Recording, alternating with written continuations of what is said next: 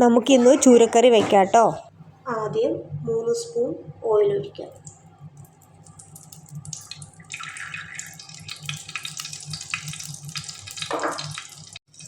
നമുക്ക് 1 സ്പൂൺ ഉലുവ ചേർക്കാം.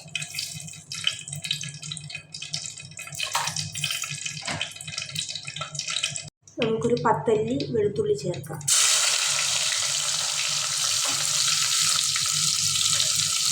വലിയൊരു കഷ്ണം ഇഞ്ചി.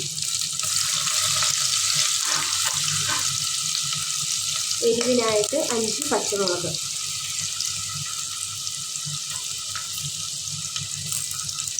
കറിവേപ്പില.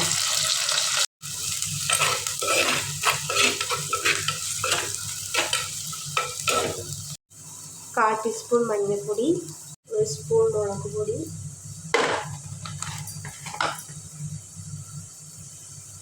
1 സ്പൂൺ കാശ്മീരി ചില്ലി,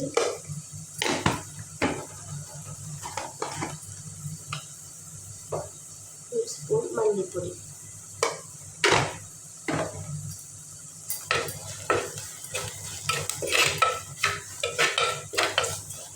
ഇതിനകത്തേക്ക് ചൂടുവെള്ളത്തിൽ കുതിർത്ത് വെച്ച കുടംപുളി ചേർക്കണം.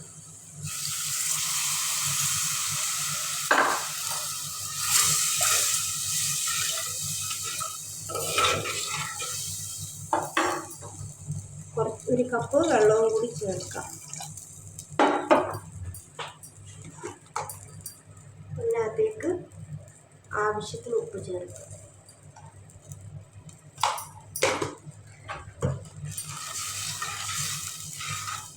കറി അടച്ചു വെച്ച് തിളപ്പിക്കുക.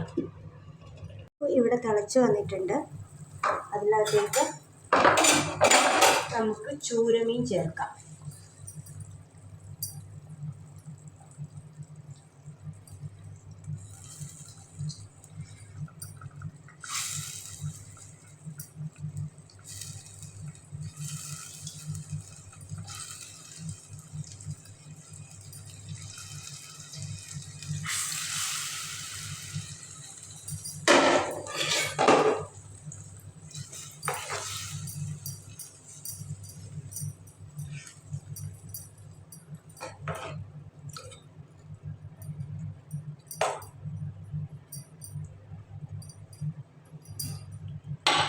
കറി അടച്ച് വെച്ച് ഒരു 5 നിമിഷത്തിന് ശേഷം നമുക്ക് തുറക്കാം.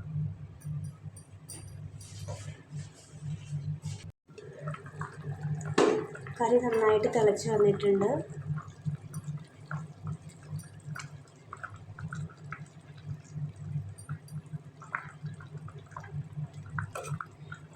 ഇതിൻ്റെ കുറച്ച് ചാറ് വറ്റിച്ചെടുക്കണം. എന്നാലേ ഇത് നല്ല സ്വാദിൽ കിട്ടത്തുള്ളൂ.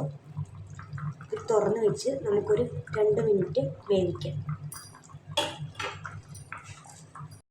അവസാനമായിട്ട് നമുക്ക് ഈ കറിക്ക് സ്വാദ് കൂട്ടാൻ വേണ്ടിയിട്ട് ഒരു പിഞ്ച് ഉലുവപ്പൊടിയോട് ചേർക്കാം കേട്ടോ. ഉലുവപ്പൊടിയോട് ചേർത്ത് കറി അടച്ച് വെച്ച് നമുക്കിതിൻ്റെ തീ ഓഫ് ചെയ്യാം. ഈ കറിയാണെങ്കിൽ നമ്മൾ ഇന്ന് തന്നെ കഴിക്കരുത്, നാളെ എടുത്ത് കഴിക്കണം. അപ്പോഴേ കറിക്ക് നല്ല സ്വാദ് ഉണ്ടാകത്തുള്ളൂ കേട്ടോ. Thank you.